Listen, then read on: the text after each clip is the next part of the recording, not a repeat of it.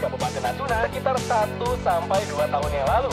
Mulai dari harga Rp25.000 sampai Rp4. Energi sukses bisnis hanya di RRI Pro 3, jaringan berita nasional. Sukses membangun pabrik kopi PDM di pesantren Darul Mursyid, Kecamatan Sipirok, Kabupaten Tapanuli Selatan. Tema Dialog Exwis malam hari ini bersama Master Coach dan founder Smart Business Coaching Firm, Coach Margeti Herwin. Coach Getty, selamat malam Coach. Assalamualaikum warahmatullahi wabarakatuh. Selamat malam Bang Rudi. Iya, sehat ya Coach ya? Sehat, alhamdulillah. Sebentar Coach, ini agak sedikit gangguan teknisnya. Baik, dan juga sudah tersambung bersama kita ini Coach melalui aplikasi Zoom. Saya sapa langsung yaitu Dr. Andes Haji Yusri Lubis selaku Direktur Pesantren Modern Unggulan Darul Mursyid di Kecamatan Sipirok, Kabupaten Tapanuli Selatan, Sumatera Utara. Pak Yusri Lubis, selamat malam. Assalamualaikum. Assalamualaikum warahmatullahi wabarakatuh. Selamat malam juga Pak. Malam Pak Yusri. Suara kami terdengar jelas di sana Pak Yusri ya? Alhamdulillah, kedengaran dengan baik Pak. Baik, ini kalau saya gambarkan pendengar Pro 3, ini narasumber kami ini langsung berada di apa ini? Coffee Corner ya, ini Coach ya? Ya, ini di areanya pabrik kopi PDM, Pesantren Darul Mursyid. Oke, nah untuk lebih jauh saya akan mengajukan dulu satu pertanyaan ini untuk Pak Yusri ini ya. Awal mula ide membangun pabrik kopi di Pesantren Darul Mursyid bagaimana nih Pak? Bisa diceritakan? Begini Pak, Darul Mursyid itu kan arealnya 20 hektar. 20 hektar, besar. Nah, jadi bangunan-bangunan dan lain sebagainya.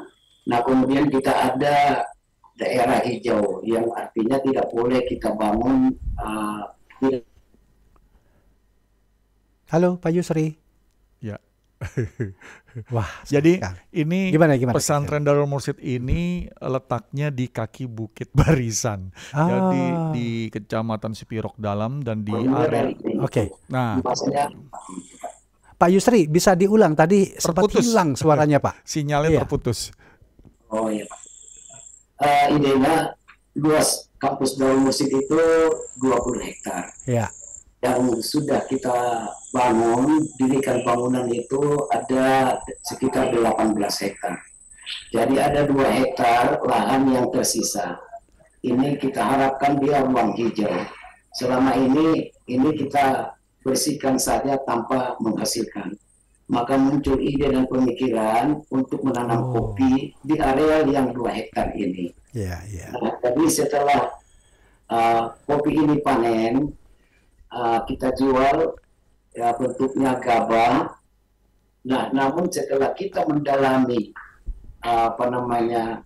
kopi ini, dia memiliki nilai dari cherry pakai gabah, dari gabah ke green bean, dari green bean ke roast bean, dari roast bean ke bubuk, itu rentang keuntungannya itu sangat tinggi gitu Pak. Nah, maka muncullah ide bagaimana kalau kita dirikan pabrik, daripada ini nanti kita order ke pasar, jadi untungnya sedikit gitu Pak. Itu dasar pemikiran awalnya. Tapi kenapa 2 hektar itu dipilih sebagai tanaman kopi Pak? Ya karena memang Pak, kita ini kan ada di daerah pegunungan, di mana kopi itu tumbuh di atas 800 mdpl. Nah jadi karena itu yang cocok di sini itu adalah kopi Pak. Nah, jadi kalau karet kurang bagus, apalagi sawit dan lain-lain. Jadi kita sesuaikan dengan syarat tumbuhnya kopi. Dan memang di kecamatan kami ini dan juga di kabupaten kami ini penghasil utamanya itu adalah kopi. Oke, baik. Coach, tadi kan sempat diceritakan sedikit, tetapi mungkin sambil ditambahkan ini Coach ya. Bagaimana Coach Getty melihat potensi bisnis dari sebuah lembaga pendidikan seperti pesantren ini ternyata memilih ataupun menyiapkan lahan, kemudian memikirkan ke depannya. Seperti apa ini Coach? Ya, jadi saya pernah menginap 3 hari di areal Sipirok. Dan 1 malam saya menginap di pesantren Darul Mursyidnya. Wah. Saya kenal banget dengan Pak Yusri gitu ya. Kita banyak ngobrol. Itu tahun 2024 yang lalu. Oh, berarti belum lama ya? Belum lama. Makanya menjadi menarik kalau saya undang jadi narasumber, karena pabrik kopi ini tumbuh bukan dari konsep orang bisnis, tapi dari pesantren. Iya. Dan pesantren ini ternyata saya ngobrol sama Pak Yusri ini udah 35 tahun. Usianya? Iya, dan pesantren ini ini anak-anak siswa SMP, SMA ini mondok, dan itu jumlahnya sekitar 800 orang. Oke. Itu kayak kayak perkampungan lah, pesantrennya itu lengkap. Ya, ada tempat belajar, ada penginapan asrama mereka, dan pabrik kopi ini ada di ujung pesantren paling dalam, dan ini masih di daerah pegunungan yang masih alami. Jadi masih ada binatang buas seperti harimau dan si amang. Ini memang di hutan gitu, di pinggirnya itu hutan. Jadi kita nggak berani sembarangan jalan-jalan kalau nggak ditemenin gitu orang sana gitu ya. Jadi ini sangat asri banget, dan memang kenapa pelajarannya sangat penting, bahwa pesantren ini ternyata bisa bikin pabrik kopi. Itu. Iya. Iya. Jadi kalau kita membuat sebuah praktek untuk siswa, praktek yang real dan ini menghasilkan dan bahkan bisa bermanfaat buat masyarakat sekitar. Nah, ini juga sebuah contoh ide usaha yang bisa dikembangkan. Jadi sekolah itu tidak melulu harus membuat hanya pendidikan dan pengajaran, tapi pelatihan untuk bisnis. Jadi siswanya itu kadang-kadang suka diminta bantu. Oh, dilibatkan terus mereka melihat gitu ya. Dan ini menjadi hal yang luar biasa menurut saya, karena pesantren ini juga sudah meluluskan alumni-alumni berprestasi yang sekarang berada di posisi-posisi penting di pemerintahan. Gimana caranya untuk bisa mengambil contoh dari apa yang dilakukan pesantren Darul Mursyid ini? Iya, karena gini, kalau kita mau mengembangkan, kita punya resource apa? Oh, ternyata saya punya sumber daya lahan yang tidak digunakan. Ya, sumber daya yang saya tidak punya apa? Oh, saya belum ngerti yang namanya bagaimana menanam biji kopi, menanam kopi, ya, membuat perkebunan kopi. Ya, kita bisa belajar. Berarti resource itu kita butuhkan dari orang lain. Secara permodalan, oh mungkin kita bisa ambil sebagian dana dari pendidikan ini untuk kita gunakan dan kita putar dengan mekanisme yang bertanggung jawab seperti itu ya. Dan ini akan menjadi membantu bahwa kita melihat bahwa membangun bisnis itu nggak harus orang bisnis juga. Orang pendidikan, orang di dunia yang mungkin bagi kita administrasi, terus kita lihat sebuah peluang, asal kita mau berkolaborasi dan membangun ekosistem tadi Bang Rudi. Sehingga itu akhirnya bermanfaat. Ya, bermanfaat buat orang sekitar dan juga menjadi pembelajaran berharga bagi kita. Oke, baik. Ini juga ada pendapat atau komentar dari TikTok kita nih, Coach Kiki. Yes. Dari Erwin Ritonga, I am PDM, artinya mungkin alumnus dari ini alumni mungkin. Ya, pesantren Darul Mursyid, benar ya? Ini Bang Erwin Ritonga ya? Bang Erwin Ritonga. Dan ini sekarang kita berbincang mengenai bisnis kopi yang digerakkan atau yang dilakukan oleh PDM, pesantren Darul Mursyid. Nah, menarik ini Pak Yusli, tadi dikatakan bahwa siswa atau santriwati terkadang dilibatkan. Sejauh mana mereka dilibatkan dalam aktivitas pabrik kopi ini? Kita melibatkan anak-anak di prosesingnya aja Pak, jadi tidak di hulunya gitu. Contohnya bagaimana merosting kopi yang baik, kemudian bagaimana membuat natural, membuat honey, membuat fruity, kemudian house blendnya gitu Pak. Jadi tidak pada hulunya gitu. Jadi anak-anak itu kita libatkan dia di di hilirnya. Proses. Dan itu nanti bagaimana pemasarannya, apakah pemasaran manual ataukah dia pemasaran melalui online gitu. Digital. Ya, baik. Kita sapa dulu pendengar ini, Coach. Yes. Ada Pak Udin di Boyolali. Selamat malam Pak Udin. Selamat malam. Assalamualaikum. Waalaikumsalam warahmatullahi wabarakatuh. Silakan Pak Udin. Ada Coach Getty di studio, ada Pak Yusri di aplikasi Zoom. Beliau narasumber kami di malam hari ini, Direktur Pesantren Modern Unggulan Darul Mursyid. Silakan Pak Udin. Ya, kalau ngopi di dekat harimau gitu kayaknya di Sumatera Utara, daerah Medan itu ya. Iya, di Tapanuli Pak. Iya. Dikunjungi oleh 38 provinsi di Indonesia gitu. Nah itu antusiasme santri untuk latihan berbisnis kopi itu gimana Pak? Dari kelas kecil sampai kelas yang besar atau tinggi. Oke. Ya. Baik.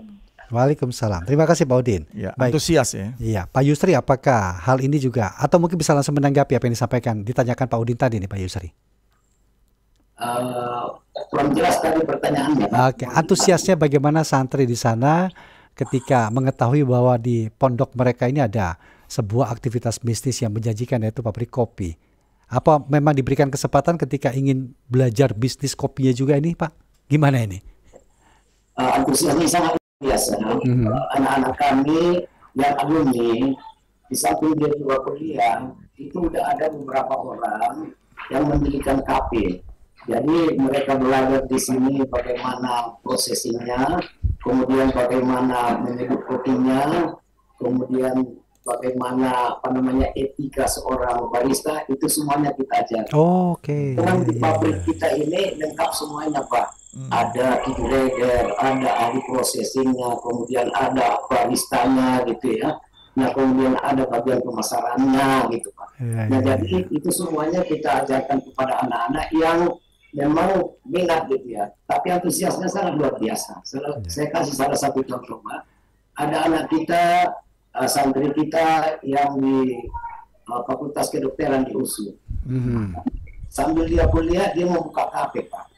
Sekarang ini dia punya kafe yang bagus, punya karyawan yang bagus, dengan ilmu yang didapatkannya dari pabrik kopi kita Pak. Wah, ternyata memberikan manfaat juga buat orang lain untuk mengembangkan jiwa usahanya ini.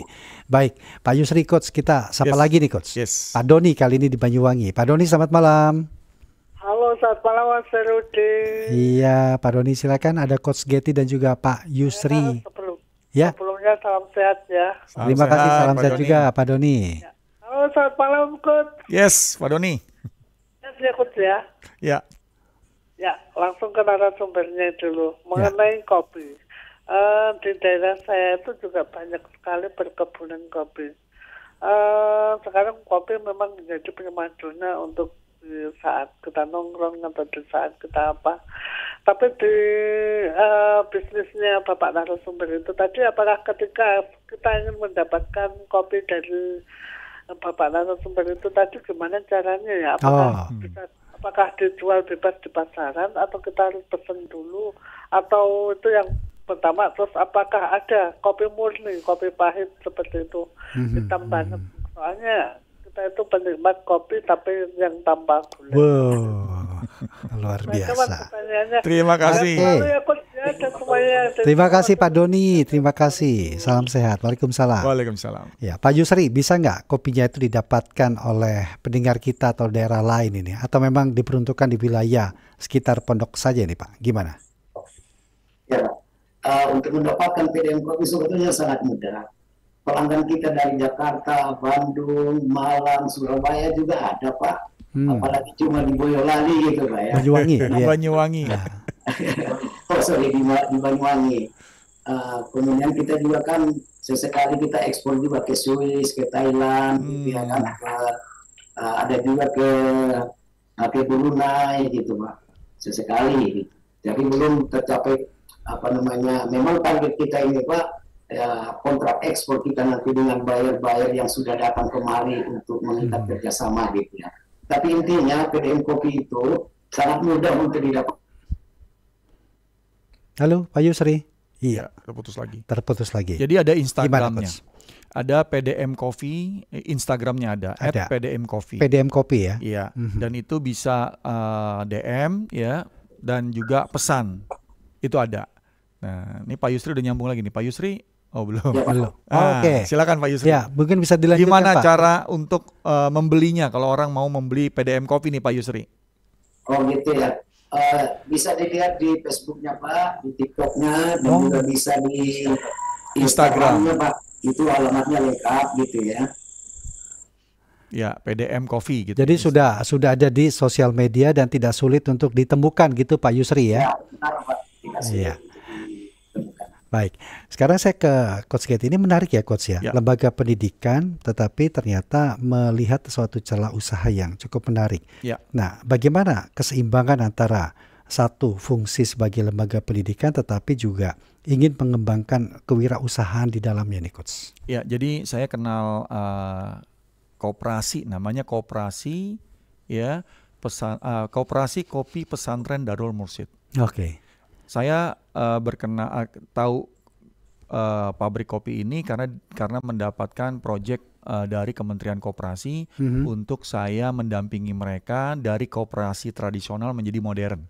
Nah, jadi mengajarkan tentang bagaimana konsep bisnis, bagaimana membuat bisnis itu bisa diketahui atau dijual secara digital gitu ya, online.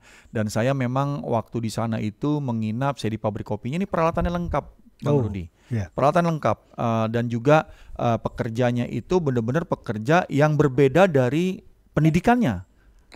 Berbeda, jadi ada pekerja sendiri, ada pegawai sendiri yang berbeda, tetapi masih melibatkan orang-orang bagian pendidikannya. Kayak Pak Yusri ini sebagai direktur pesantren juga dipercaya untuk menjadi penanggung jawab di pabrik kopi ini. Jadi memang punya tim yang berbeda. Tetapi disinergikan tadi, karena ini ada di dalam pesantren Darul Mursyid, dijadikanlah sebagai sarana latihan untuk mengerti bisnis gitu, khususnya di bidang kopi. Jadi ini dapat semua, lahan yang tidak digunakan bisa dipergunakan, bermanfaat, menghasilkan selain dari tadi ya penghasilan dari pesantrennya sendiri. Dan ini kan jadi revenue stream bagaimana kita menumbuhkan bisnis yang tidak melulu bahwa harus di bidang pendidikan, tapi ternyata kopi itu bisa dikembangkan gitu ya, dan juga ini bisa menghasilkan dan bisa membantu karena koperasi ya pasti anggotanya. Paling tidak pasarnya sudah ada. Pasarnya sudah ada. Gitu. Tapi selain itu Coach, apa strategi yang mungkin bisa diterapkan dalam usaha seperti ini, terutama di lembaga pendidikan agar bisa bersaing di pasaran kita nih Coach? Ya, karena kalau dunia pendidikan tentu tidak utama ngejarnya untuk mencari keuntungan ya. Tetapi keuntungan yang datang ini yang agak repot, ini permintaannya banyak, udah gitu bisnisnya terus berkembang. Nah, mungkin di situ perlu kita membuat sebuah keseriusan bahwa bisnis ini bisa dikembangkan, kan gitu ya Bang Rudi ya. Jangan sampai nanti bisnis ini berkembang tapi akhirnya bisnis pendidikannya nggak fokus. Saya melihat di pesantren Darul Mursyid sangat profesional. Saya melihat tidak ada masalah bahwa adanya pabrik kopi itu membuat pesantrennya itu jadi dinomorduakan, enggak. Dan ini bisa menjadi pembelajaran tersendiri bagi universitas gitu ya, atau lembaga pendidikan lain yang sifatnya mungkin ya kalau negeri mungkin ada banyak aturannya, tapi kalau yang swasta dan itu juga bidang usahanya dibuat berbeda ya, berbeda sendiri kan, ini koperasi ya, dan itu bisa membantu tadi program pemerintah untuk memberdayakan masyarakat sekitar juga. Dan ini unit yang terpisah Coach ya. Jadi unit tidak terpisah. Akan mengganggu dengan yang fokus di pendidikannya itu sendiri. Karena dia punya badan usaha sendiri ya, koperasi tadi. Gitu. Saya ingin ke Pak Yusri juga. Ini bagaimana sejauh ini Pak dampaknya bagi pondok pesantren, terutama dari sisi ekonominya mungkin di situ Pak. Gimana nih Pak? Itu dampaknya Pak cukup bagus. Artinya keuntungan yang kami usaha kami itu ada kita sisihkan untuk membantu biaya operasional pendidikannya Pak, gitu ya. Karena unit usaha yang ada itu ada 9 unit usaha kami Pak. Termasuk di dalamnya ada pabrik kopi sendiri, ada perkebunan kopi. Saat ini perkebunan kami sudah ada 12 hektar Pak. Jadi lebih besar lagi. Kelompok tani. Kemudian ada lagi pupuk, kita jual pupuk kepada anggota kelompok tani kita. Kemudian kita juga ada kantin, ada poserba, ada juga konveksi. Iya, konveksi. Nah, jadi keuntungan ini semuanya Pak, ya sekitar omset kami itu Pak setiap tahunnya itu di kisaran 16 miliar. Kemudian untuk asetnya sekarang ini, aset unit usaha ini Pak 10 miliar 263 juta Pak. Luar biasa sekali nih. Pak Yusri, sebenarnya kalau bicara kopi PDM sendiri, apa keunikan dan nilai jual utamanya nih Pak? Ya Pak. Nah, jadi kalau kopi itu sendiri, itu kita mendapatkan hampir 1 tahun itu 6 miliar, Pak. Dari Jadi, kopinya sendiri itu Pak ya? Iya, nah jadi itu sudah ada aturannya, berapa yang bisa kita alokasikan untuk membantu biaya operasional pendidikan. Itu sudah ada aturan mainnya. Oke, baik. Tetapi kalau kopinya sendiri, mungkin jenisnya apa? Arabica atau Robusta, dan apa yang menjadi unik atau memiliki nilai tersendiri Pak dari kopi PDM ini? Kita Pak, kita nanam semuanya Arabica. Tapi kalau petani kita Pak, ada yang nanam Robusta juga. Memang kita spot dia. Makanya tadi penyedia bibit untuk 460 anggota kelompok tani itu adalah Darul Mursyid. Nah, jadi kita mengutamakan itu adalah Arabica. Tapi terserah juga, ada juga beberapa anggota kelompok tani itu yang kepinginnya itu Robusta gitu. Nah, jadi kita menyiapkan 2 varian. Robusta ada, Arabica ada. Robusta dengan Arabica gitu. Ya. Jadi yang 2 varian ini yang kita memang ada juga di daerah kita ini di Berica, tapi itu belum kita pasarkan gitu Pak ya. Ada juga yang memasarkan di Berica itu. Tapi karena memang peminatnya sangat kecil, kita masih fokus kepada Arabicanya dulu, kemudian Robustanya gitu Pak. Ya. Coach, ini ada beberapa loh, kelihatan ini alumnus santri dari PDM Coach. Kali ini ada Mbak Risa Septia, IM PDM, pesantren Darul Mursyid. Ini kita lagi ngobrol nih, ternyata luar biasa ini pesantren Anda ini ya. Karena sudah 35 tahun. 35 tahun. Dan alumninya itu tersebar di seluruh Indonesia. Iya. Yang tadi diceritakan juga di Fakultas Kedokteran USU pun sudah memberi atau sudah memiliki kafe sendiri ya. Iya. Coffee shop sendiri nih. Iya. Iya, nih PDM Coffee is the best. ini fansnya Pak Yusri banyak nih. Saya nggak ngundang loh nih Coach. Jadi memang Mujasni terima kasih. Mungkin alumnus yang lainnya silakan bisa menyampaikan atau memberikan testimoni ataupun pendapatnya ya. Lagi berbincang langsung ini dengan. Jadi kalau saya cerita sedikit gimana kita bisa ke Sipirok. Jadi kalau kita mau ke Kecamatan Sipirok, khususnya ke pesantren Darul Mursyid, turun pesawatnya itu di Bandara Silangit, di kaki Danau Toba, di bawah Danau Toba, Bandara Silangit itu yang baru Siborong-Borong namanya. Siborong-Borong. Nah dari Siborong-Borong kita ke Kecamatan Sipirok itu sekitar mungkin 4-5 jam. 4-5 jam ke kecamatannya di pinggir jalan lintas Tapanuli ke daerah itu baru dari bandara ya sampai ke kecamatannya pinggirannya saja 5 jam. Nah naik ke dalam kecamatannya ke pesantren Darul Mursyid itu sekitar 2 jam. 7 jam ya total. 7 jam. Ya saya ke sana, saya menginap pagi-pagi karena pesawat saya di besoknya, saya jadi menginap dulu di Balige. Jadi itu perjalanan panjang, jadi nggak gampang gitu ya menuju ke pesantren Darul Mursyid. Tapi ini luar biasa karena siswanya ternyata santrinya ada 800-an. 800 santri. Yeah. Titip salam untuk Coach Getty dari Risa Septia. Sudah saya sampaikan, Pak ya.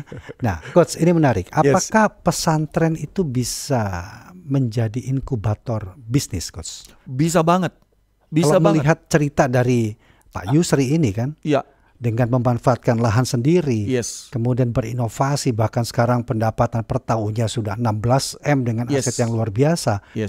Bagaimana ini kok caranya? Iya, jadi yang kita namakan inkubasi gitu ya, kita mengajarkan dari mulai dasar, ya mengajarkan bagaimana berproses, bagaimana mereka bertumbuh, dan akhirnya bagaimana mereka terus berinovasi dan terus menjadi besar. Nah itu namanya inkubasi proses gitu ya. Bisa banget, dan kita harus melihat bahwa potensi daerah sekitar pesantren atau sekitar sekolah itu apa. Jangan ambil dari yang luar, tapi coba fokus. Oh ini pesantren kita dekat perkebunan, misalnya perkebunan buah misalnya. Ya udah, kalau di daerah Jawa Tengah mungkin ada buah belimbing kah atau buah apa ya, mungkin bisa bikin brownies, keripik atau apa segala macam, itu bisa dikembangkan. Sambil kita mengajarkan kepada santri dari dia mulai usia sekolah, dia bisa mengerti, terlibat, dan dia mungkin nggak terlalu jago di bisnis tapi mereka ngerti namanya bisnis seperti ini. Namanya proses seperti ini. Itu menjadi bahan pembelajaran sebenarnya, dan itu sangat membantu untuk kita membangun identitas dan nilai-nilai yang baik di diri mereka. Oke, Coach. Misalnya kita tahu di sekitar kita ada potensi yang lain, tetapi bagaimana untuk memitigasi, memetakan bahwa ada satu potensi yang bisa kita kembangkan, kita manfaatkan di situ, Coach. Jadi pada saat peluang itu ada, terus kita kurang potensi internal di diri kita nih atau di lingkungan kita, itu akan tidak terambil peluang itu. Tapi pada saat potensi diri kita siap, peluang yang ada kayak tadi potensinya cukup nih Darul Mursyid. Terus ada peluang, ini ada tanah nih, ada lahan nih, ya tetap hijau, ya udah kita tanam kopi. Nah itu kan peluangnya diambil karena potensi dirinya mengerti tentang kopi tersebut. Dan akhirnya mencari resource lain. Mungkin ada yang belajar bagaimana ngembanginnya, ada yang belajar bagaimana memprosesnya, sehingga memperkaya terus sumber daya, akhirnya potensinya terus meningkat, peluangnya akan terus menjadi lebih besar, Bang Rudi. Iya, karena tidak sedikit loh, atau tidak banyak loh, Coach, memiliki perkebunan kopi. Artinya di perkebunan kopi saja sudah penuh dengan keahlian. Ada grader di situ ya, tahu saya. Kemudian pengolahannya dari green bean-nya, kemudian di roastingnya sampai menjadi bubuknya. Tadi ceritanya kan prosesnya cukup panjang ini. Artinya benar-benar dari hulu ke hilir ini dimanfaatkan atau memang dioptimalkan dengan kemampuan yang ada. Saya ingin ke Pak Yusri nih, Pak. Dan bagaimana Pak menjaga kualitas dari suatu produk yang dikeluarkan oleh PDM sendiri atau kopi PDM ini dari tahun ke tahun sampai dengan saat ini, Pak? PDM kopi itu kan personilnya lengkap, Pak. Ada quality controlnya. Nah, jadi ketika bahan itu masuk, itu sudah ada SOP-nya, Pak.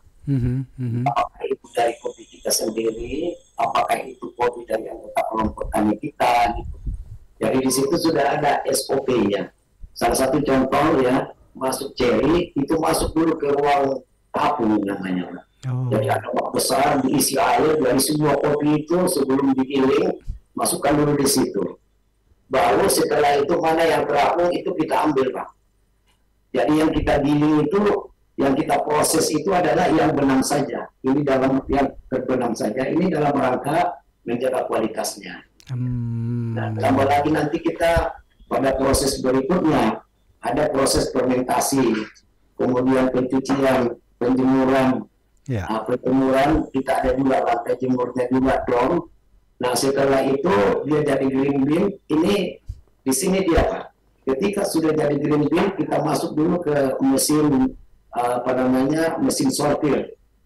Nah, jadi kita punya mesin sortir elektrik, ya sensor cahaya. Mana kopi yang tidak bagus itu disisihkannya, Pak. Nah, jadi baru masuk lagi ke manual. Karena mesin ini kan ada juga errornya, Pak, ya. Jadi masuk ke manual, kita ambil disortir lagi nih, Pak, manual oleh personil, oleh pegawai kita gitu. Nah, baru itulah nanti yang akhir kita suguhkan. Jadi di Sumatera Utara ini, Pak, kopi yang paling mahal itu kopi kita. Karena memang kualitasnya terjamin ya, terjaga, Pak. terjamin ya, Pak Yusri ya. Terjamin. Dan itu kita jaga. Ini prosesnya aja sangat profesional sekali, terputus lagi. Coach, mungkin Coach bisa menambahkan, tapi ini ada salam ini, Coach. Ini fansnya Coach Gedi semua ini di sini. Dari lereng Dolok Suwanon. Wah, saya nggak tahu nih di mana daerahnya ini. Itu sangat luar biasa gitu. Oke. Kualitas itu. Artinya sudah sangat profesional ini ya. Tapi berhubung tersambung lagi, Pak Yusri, pemasarannya itu hanya di nasional atau jangan-jangan saat ini sudah menembus pasar luar negeri nih, Pak? Kita Pak sudah berkali-kali juga Pak ekspor juga, Pak. Belum skala besar gitu ya, kadang ya 3 ton, 4 ton, 5 ton gitu. Jadi ada yang ke Swiss gitu ya, ada ke Brunei, kemudian ada yang ke Taiwan gitu. Iyalah, karena pengolahannya juga sangat profesional sekali. Apa yang bisa ditangkap atau mungkin hal apa yang bisa Coach tekankan lagi dari penjelasan Pak Yusri ini? Ya, Jadi pada saat waktu saya ke sana, saya lihat ini kapasitasnya masih bisa ditingkatkan lagi, Bang Rudi. Oke. Ya, jadi bisa sangat lebih besar dari sekarang, karena memang pabrik kopi Darul Mursyid ini memang masih baru di bidang kopi, dia baru gitu ya. Dan saya lihat peluangnya sangat besar, peralatannya komplit, dan yang luar biasanya lagi, timnya Pak Yusri ini semuanya semangat belajar. Saya itu dampingi koperasi lain tuh jam 5, jam 6 udah bilang, Coach, kita selesai jam 6 ya Coach, kita ada acara. Tapi di sana saya sampai jam 10, jam 11 malam. Saya ngajarin teman-teman di Darul Mursyid ini sampai jam 11 malam. Mereka masih seger karena mereka merasa ini penting nih Coach. Ini materi yang Coach Getty berikan ini penting untuk kita tumbuh. Jadi cuman di sini saya sampai jam 10, jam 11 malam.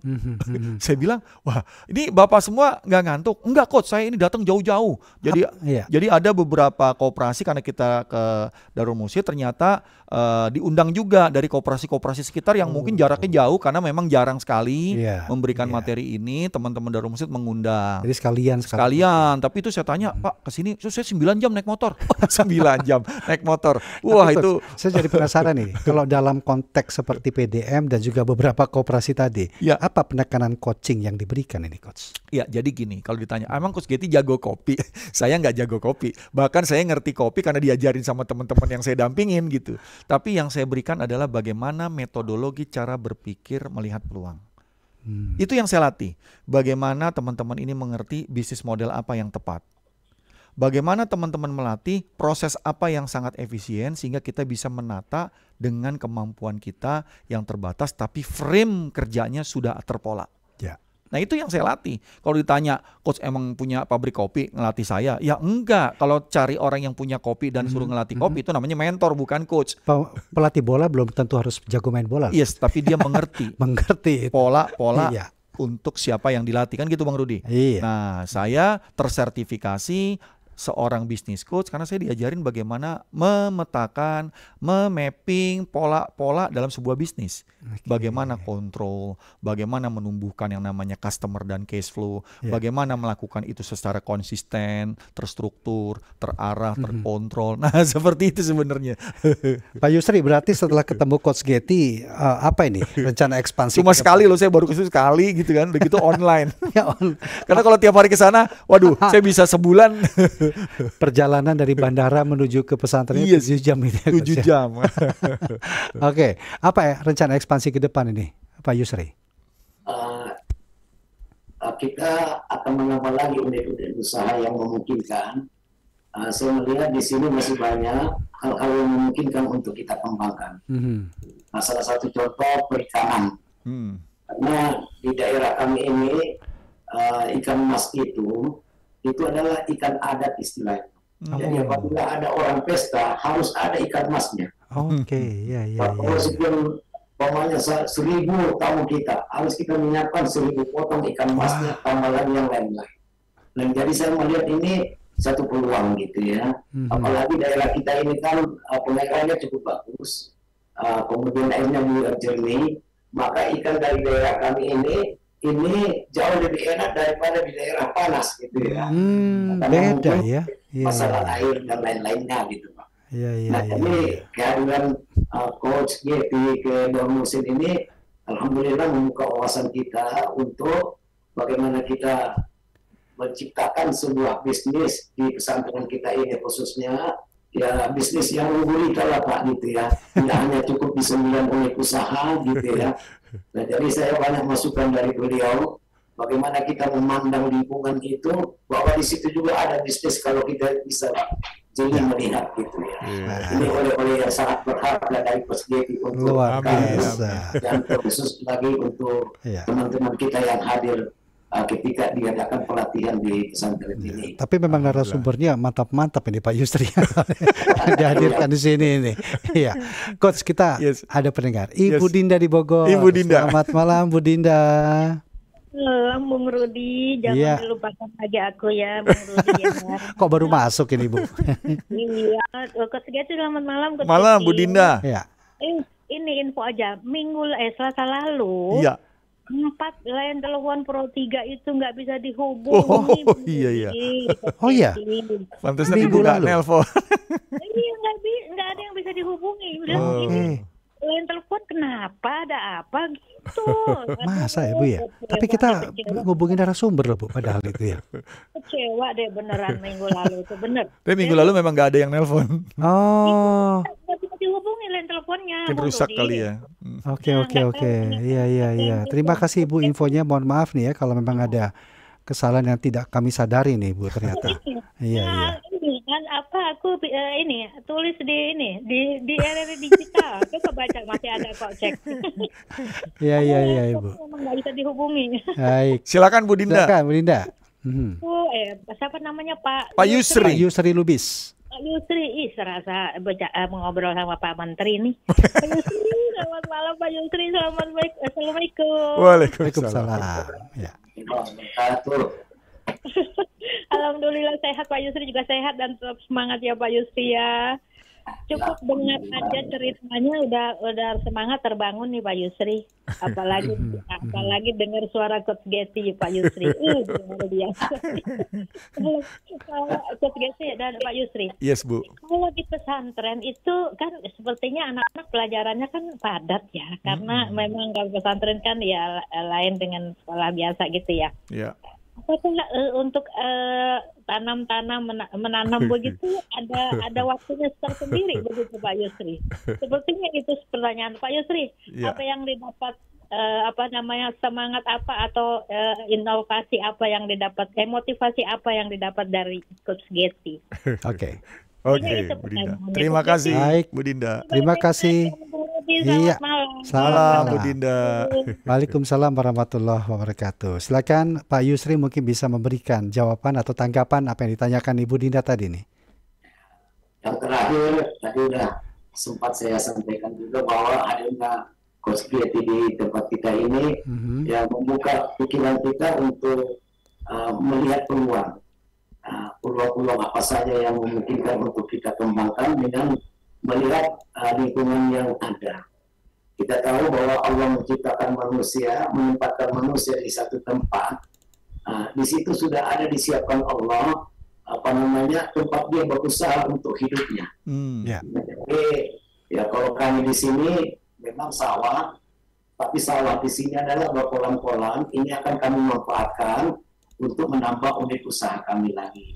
Nah, jadi artinya hadirnya Coach Getty di sini ini membuka pikiran kami untuk melirik usaha-usaha apa lagi yang memungkinkan untuk kami kembangkan. Salah satu contoh tadi itu dia kolam ikan, masih banyak sebetulnya. Nah, jadi baru tadi saya dengar tadi bahwa gimana membagi waktunya. Anak-anak kan belajar, guru kan mengajar, gitu ya. Kami di sini manajemennya lain. Saya direktur, saya memiliki 4 orang wakil direktur. Salah satunya wakil direktur yang membidangi bisnis dan pengembangan usaha pesantren. Jadi dia otaknya itu berpikir bagaimana menghasilkan uang. Kalau istilah saya, ini adalah mesin uang. Jadi dalam pikirannya gimana supaya untung, gimana membuka usaha, apalagi. Jadi tidak terganggu proses pembelajaran. Jadi adapun anak-anak itu ada terjadwal. Ya, ini khusus untuk mereka-mereka yang kepingin kita beri kesempatan itu di luar jam mengajar, di luar jam pelajaran. Contohnya sore hari setelah asar anak-anak kosong, itu nanti kita atur bagaimana anak-anak datang ke pabrik. Dia mau belajar apa ini yang datang ini? Apakah belajar roasting, ataukah belajar processing, atau belajar sortasi dan lain-lainnya. Gitu. Nah, jadi artinya anak-anak ini ya tetap belajar aja fokus gitu ya. Tetap aja fokus. Jadi tidak terganggu belajarnya. Guru juga demikian. Tadi Pak Getty sudah menjelaskan juga bahwa personil kita yang ada di PDM Kopi itu ya dia bekerjanya cuma mengurusi kopi saja, mengurusi pabrik, mengurusi perkebunan, dari mana dapat pegawai, kalau 20-30 orang untuk bekerja, mengisi polybag dan lain sebagainya, siapa yang menyiram. Nah, ini urusan wakil direktur bidang pengembangan bisnis. Jadi tidak terganggu proses pembelajarannya. Jadi saya sepakat dengan disampaikan Coach Getty tadi, keseimbangan itu tetap ada, nggak ada yang tunjang. Semuanya maju. Pendidikannya harus maju, kemudian ya usahanya juga harus maju sehingga dia bisa menghasilkan uang yang lebih banyak lagi, dan untuk kita bantukan kepada biaya operasional pendidikan. Baik. Oke. Coach, sebagai penutup apa yang bisa disampaikan, Coach? Ya, jadi bagi para pendengar hari ini kita dengar sama-sama sharing dari Pak Yusri sebagai salah satu direktur pesantren Darul Mursyid. Dia juga pesantren modern unggulan, tapi bisa mengembangkan unit usaha yang membantu pesantrennya. Jadi terjadi siklus ekosistem bisnis mensupport pendidikan, pendidikan mensupport bisnis, Bang Rudi. Jadi apapun yang Anda lakukan, jika itu saat ini mau tumbuh, bangunlah ekosistem, bangunlah sebuah proses yang saling berkesinambungan sehingga bisa tumbuh berkelanjutan ke depan. Sekali lagi terima kasih Coach. Pak Yusri, terima kasih Bang Rudi. Insya Allah saya akan hadirkan lagi yang lebih terinspirasi untuk bisnis. Coach Getty, terima kasih. Pak Yusri, terima kasih. Kita harus segera tutup acara malam hari ini. Terima kasih juga untuk pendengar, Anda sudah berpartisipasi dan juga di TikTok. Terima kasih untuk semuanya. Wassalamualaikum. Sekitar 1 sampai 2 tahun yang lalu, mulai dari harga Rp25.000 sampai 4. Energi sukses bisnis hanya di RRI Pro 3, jaringan berita nasional. Dan kini kami